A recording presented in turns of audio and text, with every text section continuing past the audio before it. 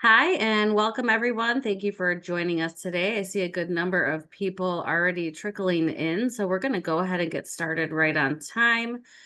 This will be recorded. Um, my name is Gina Smarecki. I am the events manager at PDI Technologies, and I'll be your host for today's live webinar. Today, we're going to be talking about our threat findings from last quarter and share our analysis on the current trends in cybercrime. This is always one of our most attended webinars every quarter. The full threat landscape report is now live and available for you to download from our website, and I'll be sharing the link in the chat for you for you later. If you have questions during the presentation, please submit them in the Q&A tab. We'll also be monitoring the chat. We'll try to leave a few minutes at the end or address those as we go. So feel free to engage and ask your questions for this team here. I already mentioned the recording, and we'll be sharing that out via email tomorrow with the other resources that we'll also be sharing here today. So I'd like to go ahead and introduce you to our speakers today, Justin Hurd and Josh Smith. Justin is the Director of Security Operations, and he brings over 16 years of cybersecurity expertise to the forefront. His career has been characterized by excellence in a range of roles, from threat hunter to incident commander and intelligence analyst. He's got extensive knowledge and a versatile skill set, and he stands as a genuine authority in the field of security operations. Josh is our supervisor of threat intelligence, who works closely in organizational threat landscapes, curating threat intelligence and authoring this particular quarterly threat landscape report. He holds a master's degree in cybersecurity technology, and he previously served with the Navy as an operations specialist with 14 years of service. Josh has been quoted in Forbes, CSO Online, Channel Futures, Dark Reading, Motor Magazine, and many others. And with that, I'll go ahead and turn it over to Josh to kick things off. Thank you, Gina, for the warm welcome, and thank you, everyone, for taking time out of your day to attend with us. We certainly appreciate it. First thing we'd like to cover is our agenda. What are we going to go through today?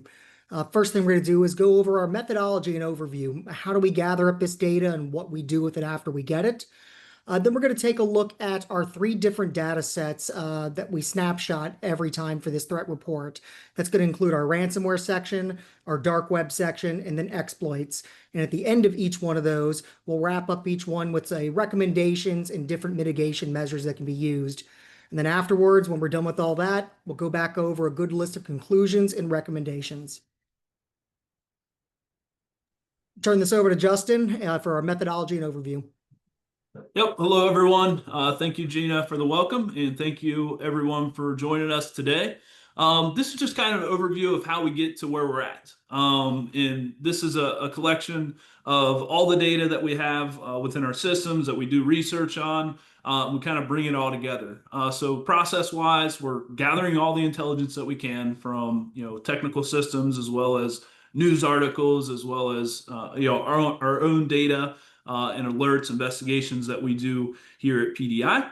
We kind of process that data. We can build detections out of that data, which those are alerts that we can send to different customers, so on and so forth. We kind of scrutinize, evaluate that data, bring it together into something that's useful for us. And then ultimately we disseminate it. This is a form of dissemination today. So we'll be disseminating all the information that we've collected over Q2 for our threat intelligence, and kind of give you an idea of the trends and different things that we're seeing to help us better prepare organizations for the future. So I will pass it on to Mr. Smith here.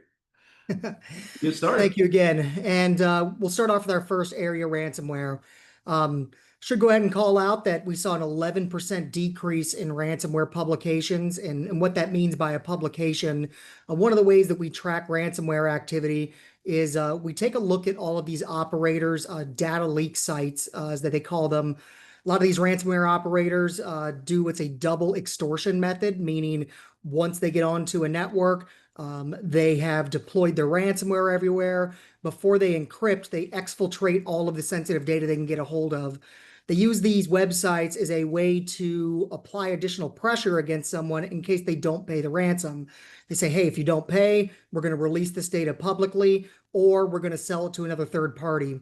So tracking that, you can see kind of the successful attacks that these threat actors have had and kind of get an idea of their level of activity.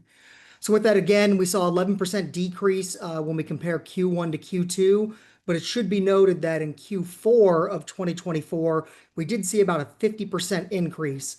That level of activity maintained through Q1, and so now we're seeing a slight pullback when we look at Q2, but still, overall, in the grand scheme of things, ransomware activity is still very high. We look at our top 5 most active operators from Q2. Nightspire ransomware, which is a fairly new variant of ransomware, came out in early 2025, very quickly surged to the top of the rankings, passing the former leader of Clop ransomware. The other families listed here, such as Killen and Akira, they also still remain very active, although we did see a slight drop with them when compared to Q1. So Nightspire, like many other of the ransomware operators, is a financially motivated group. Again, they appeared in early 2025, and they really have been targeting industries indiscriminately. They don't care what type of industry you fall into. They're opportunistic, and if they can strike an organization, they will. They found most of their success so far, though, with medium-sized operations, especially within the finance and healthcare sectors. It's suspected that this group here is a group of experienced operators who have worked with other ransomware families through their quote-unquote career, if you will. And they don't offer an affiliate-based model like most of the other ransomware families do. Most of the other ones will say anyone can basically come and purchase their ransomware, and they take a percentage back for using their tools from any of the ransoms they collect. This group doesn't do that. And it's suspected that they're trying to kind of keep this as a tighter group of experienced folks, probably to minimize potential leaks with law enforcement, or if someone who they know isn't necessarily super experienced were to be apprehended by law enforcement, that can come back to them. So they're keeping their group pretty tight-knit. But like all the other groups too, they do still implement that double extortion tactic I mentioned before, where once they get into a network, they exfiltrate all that data, then they encrypt everything and apply that extra pressure. They often gain their initial access. They're scanning for exposed login portals for things like VPNs, RDP, and then they password spray those or brute force them. Additionally, they do launch phishing campaigns too, which is pretty typical of a lot of the other ransomware folks. And they also are looking for firewalls or VPNs that are exposed that are unpatched. If they can find a vulnerable device that's exposed to the internet, they're very quick to try to weaponize and exploit against that to gain initial access. Once they're inside of a network, they begin to use tools like Mimikatz for credential theft. They use a bunch of different internal network scanners that you can find all over the internet as open source for their reconnaissance. They abuse tools like PSExec and WMI to laterally move throughout networks. And then they've been seen using a lot of different tool sets like WinSCP and MegaCommand to exfiltrate that information out. Once that cycle is done, they go ahead and encrypt the network. And if the devices that they have access to also have connected directories or have access to OneDrives, they're also encrypting those as well. Victims at that point are typically given about a 2-day deadline before they'll publicly release that data, or they'll sell it to a third-party actor. As this is a fresh and new group, their tactics are still likely to evolve, but they have made a very immediate impact on the ransomware landscape. And if we take a look at ransomware by industry for Q2, really across all of the sectors except for finance, we saw a decrease in activity. But that syncs up with our 11% decrease we saw overall. And it's no major surprise that finance is still, quote unquote, running strong for these ransomware operators, just in terms of the type of data that they deal with. Finance is a very lucrative and attractive target for these threat actors because of the type of data that they use. They can get a hold of credit card information or banking information and things like that. They can either decide to use it themselves, or they can resell that data to other threat actors who specialize in abusing and using that type of data.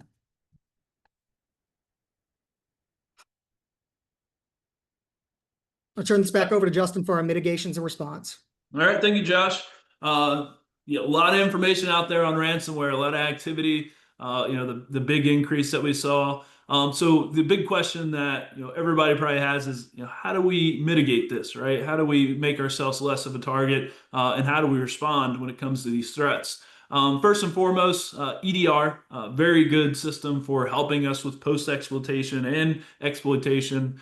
Um, of malware attacks because it kind of shows us what's happening on the endpoint, and it's very technique based as opposed to signatures and so on and so forth, which is a kind of a mixture of both, in AV with the heuristics part of picking up things happening on the endpoints that shouldn't be happening, and so it gives you a fair chance of responding quickly, especially in that early phase that Josh talked about with the discovery, where they're just kind of scanning the network, they're using known tools. Those are things we can pick up on with an EDR system.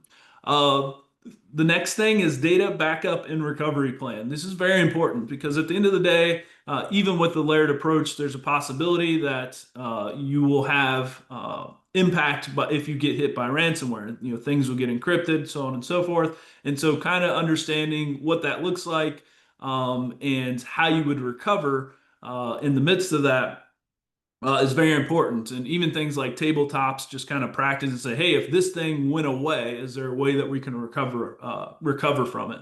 And that's kind of where the planning stage comes. And that's the best thing you can do is be prepared for the worst, right?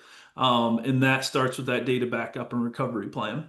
The last one here is cybersecurity awareness and training. Some of the tactics that Josh mentioned were VPNs, phishing, password management for employees can be something that's very important, using some type of password management where they're not reusing passwords on multiple sites, on their home PCs where maybe they have some type of credential scraping or anything, something happening there that bleeds over into the corporate world, their corporate VPN, so on and so forth. So always making everyone aware of things they can do to keep themselves safe, and just being curious, right? If something doesn't look right, bring it up to the right officials within your organization, and just have them take a look at it, especially when it comes to emails and going to different websites and links that could lead to exploitation of the network.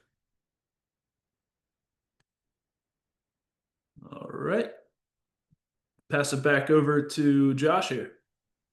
And moving into our next section of dark web markets, when we take a look at that activity when it was compared against Q1, we saw just shy of 100% increase. With that being said, we did see decreases in Q4 and Q1, and now we have this big resurgence back in activity again.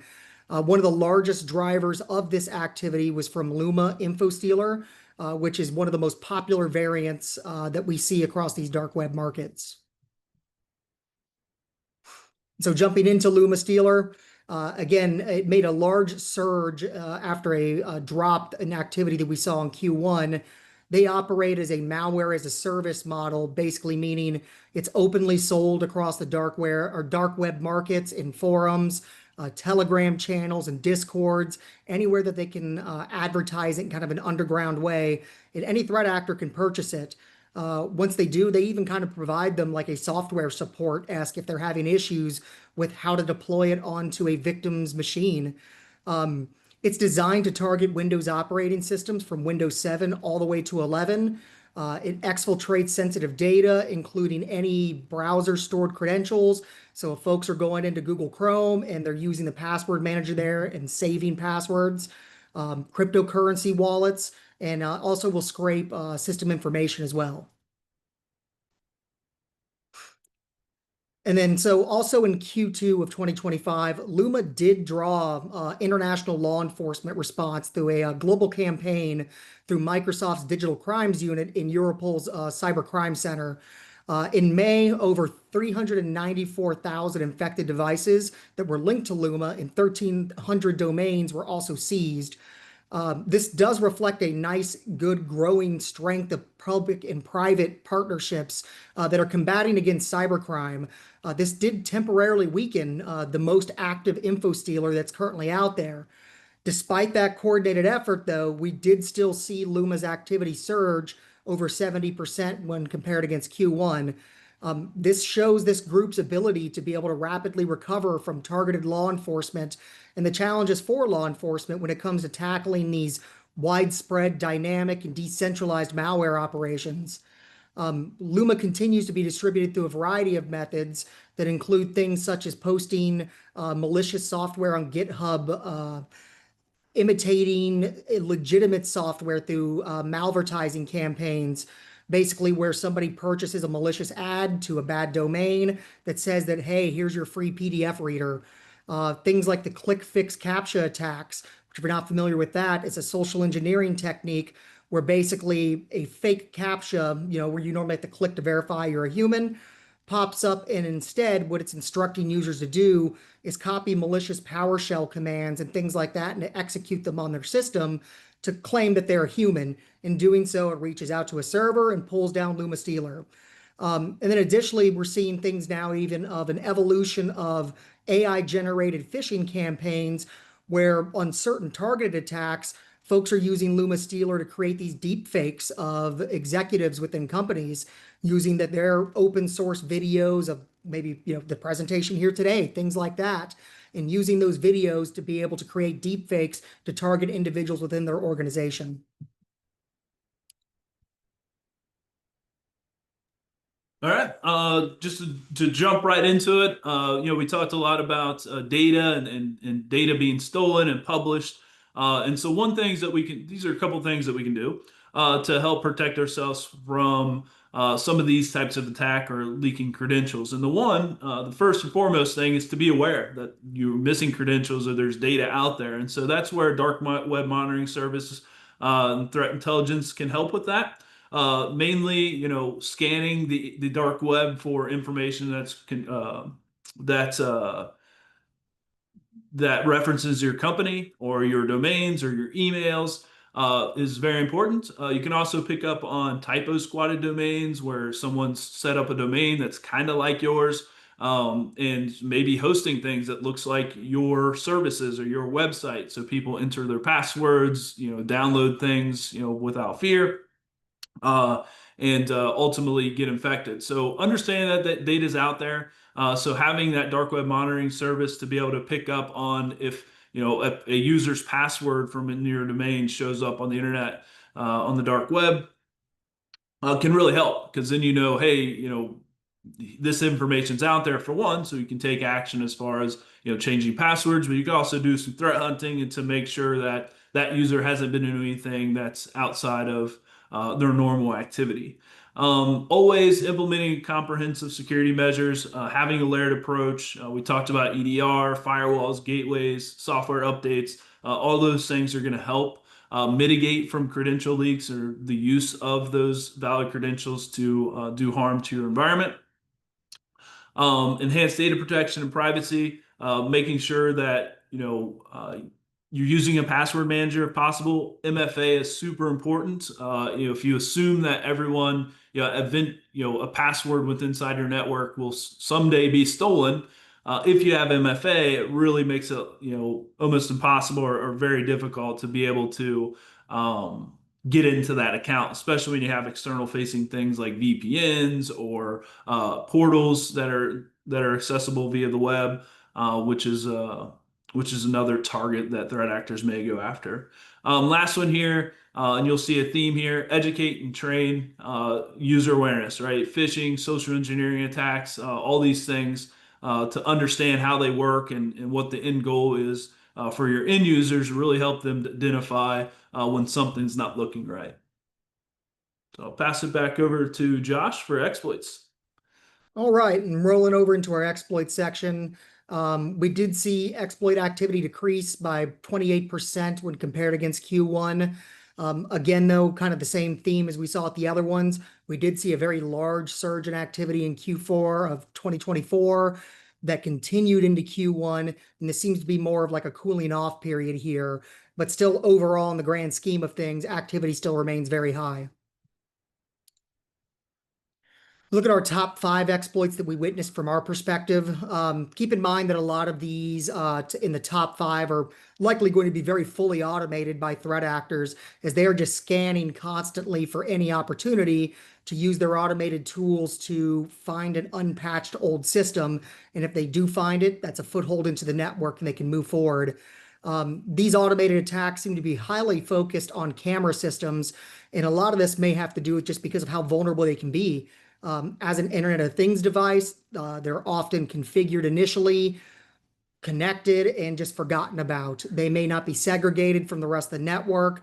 They may not be getting firmware updates, or also sometimes they can just be misconfigured to give someone access to it, remotely for them to log into it, but it left a port open on the network and gave a threat actor an opportunity to begin to try to brute force it or find an exploit for it. So it's really important for those sorts of circumstances to make sure that you're keeping an eye on those IoT devices. They're segregated into their own network if they're high risk, and also that they're being tracked and being properly updated and maintained. Additionally, another big focus for threat actors, and likely will be for the foreseeable future, is firewalls and VPNs. They remain a critical perimeter defense for organizations, but they are very high value targets for threat actors. Successful exploit attempts here often give these threat actors privileged internal access or control of the device itself. And while we did see an overall dip in exploit volume in Q2, the targeting of VPNs and firewalls still remained high. Attackers are very, very quick to pounce on any kind of newly announced vulnerability while still scanning for old VPN and firewall vulnerabilities that exist out there. The response window for a newly announced vulnerability is continuing to shrink, especially as we see technology like AI develop that can help these threat actors abuse and figure out exploit packages even faster. Out of all of the different vendors that we witnessed attacks against, Cisco, Fortinet, and Citrix devices saw the highest volumes of attempt. This is very likely due to their market share across organizations. But ultimately, I still cannot stress enough that you need to be monitoring your security vendors, especially for your firewalls and your VPNs and really any edge-facing device. And those kinds of patches need to be, as soon as possible, critically prioritized, because threat actors are very, very much paying attention to those and very quick to pounce on them once they can. All right, so let's talk a little bit about what we can do. Josh touched a little bit on it, but speedy system patching is crucial. Understanding what patches are out there, that means kind of monitoring the vendors that you use for information coming out there, CVEs, really understanding the information coming out. 0 days, what you can do to mitigate those if there's not a patch yet. Are very important, and the faster you can do it, the better off you are, right? Because the threat actors get the same information that we're getting and saying, hey, there's this new exploit, and they're write a script and they're gonna start scanning for that exploit, and then go to town on trying to get into the network or exploit that vulnerability in whatever system, especially when it comes to edge-facing systems like VPNs or portals and so on and so on and so forth. Use the firewall with IPS. So there are IPS signatures that can help us with some of the lower level intrusion prevention stuff that we can hit. The different exploits that go out, we can block those immediately at the edge without having to worry about post-exploitation things happening past that. Monitoring security news and vendor security bulletins. We touched on that already, but basically being aware, being on those sites, having some type of feed of information that comes to you regarding the different vendors that you're using, so you can be aware that there is a patch out there. Along with that comes vulnerability management. So doing vulnerability scans, understanding what's crucial there, and kind of figuring out how to prioritize the patching list. Patching's not easy. It can be disruptive, but it's very important because security events inside your network can be just as disruptive, if not more disruptive, than trying to get the patches pushed out. And the last thing here is just basic network hygiene, right? Disable unused services, imports, things that you don't need. That way, there's not a system out there that you don't know about or a different way into the network that's not really monitored. So just kind of cleaning up that network, cleaning up those firewall policies, and making sure that the perimeter is very secure from some of those exploits as well. And we will wrap all this up with kind of some 6 high-level things, that we've touched on throughout this presentation, but we'll touch on them again just to kind of wrap this up for us. Educate all users often. This is that user awareness piece, and it's very important. Taking a layered approach to security. There's not one magic bullet. There's no silver bullet to security. It is a larger approach from planning. We talked about planning a little bit, to the technical things that you have, to the different softwares, to the management of the whole network, and keeping that network hygiene good. And then patching things, which brings us to the third one. Patch your tech stack as often as possible, and stay up to date on all the information that your vendors are sending out there. I like to use things like Twitter. There's different feeds like Feedly that can just pull in a bunch of information for you. RSS feeds are great, or just going to the vendors' websites every week and checking that out. Update your malware protection. This is just making sure everything's updated so we have new signatures, so we can block things that are already known. Segregate high-risk devices, but also understand what the high-risk devices are.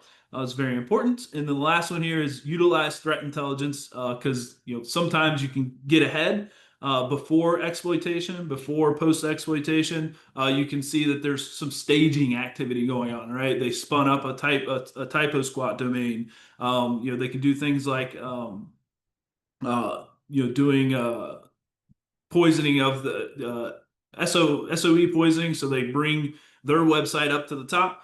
So yours kind of falls below. And so if someone thinks they're going to you, if they Google search and they're actually going to the threat actor, which can be bad as well. So those are things that we can kind of do as a whole, right? Taking that layered approach, a lot of different areas to touch on here to help protect ourselves against some of these things that Josh shared with us today. All right, now I'll pass it to Gina. Yep. All right. Well, thank you both for sharing those highlights and recommendations from the newest report. If anyone does have any questions, we have a few minutes. Please go ahead and type them into the Q&A or the chat. But at this time, I'd just like to quickly mention we're going to be taking a short webinar break in August as we're all hands on deck for our Big Connections Live event, which I'll talk more about in just one second. But I want to share these links in the chat for you here so you can grab them. So you have the actual link to the threat report that was just published, along with the press release that went out that was distributed, and also just our cybersecurity resources page. There's a lot of free resources on our website. So feel free to browse those as you have time. They will also be in the email that we send out tomorrow. So what is Connections Live? Really quick, we will be gathering end of August in Denver this year as it brings together fuel and convenience industry professionals for training, networking, and a whole lot of fun. So I will also share the website link if anyone on this happens to be interested in more information about our event next month. It's always a good one. All right, so let's go to questions here.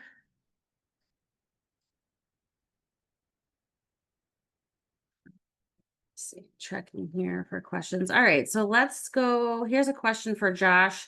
With Luma activity already coming back, is law enforcement making a real impact against groups like them? My thoughts on that is it's just like you look at like physical law enforcement or against physical crimes and things of that nature. Unfortunately, if folks have ill intent, crime will continue. But that's no excuse to not try to slow it down or stop it in any way, shape, or form. We did see a measurable impact during Q2, at least when that initial announcement was made of Microsoft and the European Crime Center working together. We did see a drop in activity there for a short period afterwards. And so whether or not the activity then came back up afterwards, I still like to think about that period of time that it was down, of maybe all the different organizations or individual victims that didn't fall prey during that outage, so to speak. So it's a difficult job when you're especially dealing with something within the cyberspace that remains so anonymous and so decentralized nowadays too. It's very, very easy to get infrastructure with a click and just have a server spun up and to bounce around between these different things. So I do think in the grand scheme of things, law enforcement is making an impact because it still strikes fear into some operators. It may prevent somebody else from falling victim. So just because we see a bounce back, I don't think that means we're not seeing an impact. All right. Thank you, Josh. Thank you for that question. One more question came in here. What changes are you seeing in attacks due to the use of AI? I can take that one. Okay, cool. So I think if we think about the ways that we use AI today, even for defense and just everyday, life, threat actors are doing the same, right? So they're using it in the same way to make things easier for them. So not only does I think AI increases the amount of activity we have from threat actors because things can be a lot quicker, but it can also make them more effective when it comes to like phishing emails, building personas. I've even seen where they put voices together to sound like someone just using clips with AI. So it's definitely making it more difficult. So just like we're using it today on our side to help defend, to build better alerts, to be more aware, threat actors are using it to build better social engineering tactics, to build better malware, to deploy things faster. And so it's kind of a battle. It's a race, using that technology for good and bad. So if we just ultimately, I think AI uh, makes the bar for entry for some of this bad activity a lot lower than it used to be. Just using AI to assist in even building code for doing some of the exploits that are out there. Yeah. Yeah, I'd like to add on to that actually too, and mention specifically there's a threat actor group called Scattered Spider. You may or may not have seen headlines on them, but they're very, very popular with social engineering. That's like their primary tactic for getting initial access into a lot of organizations. And they often target organizations' help desks. They call on the phone a lot of times and imitate personnel. Or, like we're seeing the evolution, as Justin was mentioning, about like deep fakes with the AI and stuff. And where I'm leading with all of that is it's definitely become a point now where all organizations need to take a look at their internal policies when it comes to like resetting passwords or setting a financial transaction, wiring money over to a new bank and things like that. We've moved beyond the fact of unfortunately being able just to trust a voice on a phone anymore.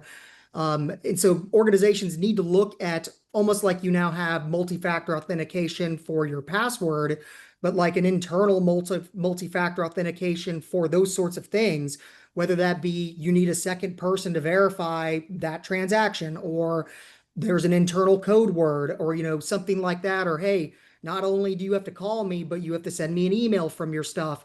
But that two-factor process, if that makes sense, when it comes to things like resetting passwords at help desks and wiring money through financial transactions, that's the point that we've developed into now due to the way that AI and technology has developed. Yep. Awesome, thanks. I see a couple more questions coming in here. So, is CMMC compliance enough today, or are things moving too fast? Any thoughts on that? I think, any type of these compliances or frameworks that are out there are helpful, right? There was a time where no one really knew what to do or what they should be doing to help protect themselves. And so, ultimately, I don't think the compliance itself is enough. I think you have to stay aware. The hardest things with frameworks and compliances is that the threat landscape, and as you'll see in these quarterly threat reports, changes over time so much. And so what's working today may not work tomorrow. And I think But ultimately, I think the compliance is a very great start, right? It's a very strong start to making sure that we're following the basics of controlling our data, getting the right things in place to help protect ourselves. And I think ultimately it will definitely make an impact on the amount of activity that's successful on different networks and the collection of data and so on and so forth. But yeah, I think it's always a race. I think it always has been. It's the good guys and the bad guys all trying to us blue team protecting red team bad guys trying to get some financial gain or data and so on and so forth. All right, we have a question about AI. So what kind of AI tools do you recommend to implement security infrastructure? I don't know if you guys want to just touch on maybe how we're using it in the SOC, or however you want to frame that up. Yeah, so AI tools in general, we use AI a lot in threat intelligence, believe it or not. It's very good at kind of aggregating all the information that's out there and helping us produce what we need to for the time being. And so that comes back down to that, it's a very fast pace. And so AI helps us a lot with curating, not necessarily stuff that's in this report, but just day-to-day security news and figuring out what's important for us. We've also used it for threat hunts to be able to build detections or at least things that we should look for, which is very helpful as well. But I think those are our main applications of AI. We do have some applications in our CXP systems for AI, more like an AI assistant, just finding things quicker. We actually use AI assistants in the SOC to find information, right? We have a lot of different products that we're looking at. There's a lot of data out there, and so just be able to ask AI, hey, I need this particular document, or what's this process, or where's it at, and not having to kind of dig through is really helpful as well. And they can also give opinions and so on and so forth that can help kind of push an investigation along a little bit quicker on both the intel and the incident response side. Awesome. Thank you for the question. All right. Any other questions? All right, I think we'll go ahead and give everyone a few minutes back then. If anyone comes up with any other questions, feel free to email us at securitywebinars@pditechnologies.com or contact us through our website, and we'd be happy to route those questions to the appropriate folks here. Also, upon exiting the webinar, there's a short survey that will pop up, and we'd certainly appreciate any feedback that you have for us today. All right, and with that, I'll ask any closing thoughts from Josh. Just in general, as always, I certainly appreciate folks taking time out of their day to come join us to talk about this stuff that we work so hard on. So thank you again, and hope to see you next webinar. And also, please reach out and download a copy of the report and read through it. There's a lot more information within there that we just don't have the time to cover everything in here. Yep. Thank you, everyone. All right, on behalf of PDI Security and Network Solutions, thank you for joining us and have a great rest of your day.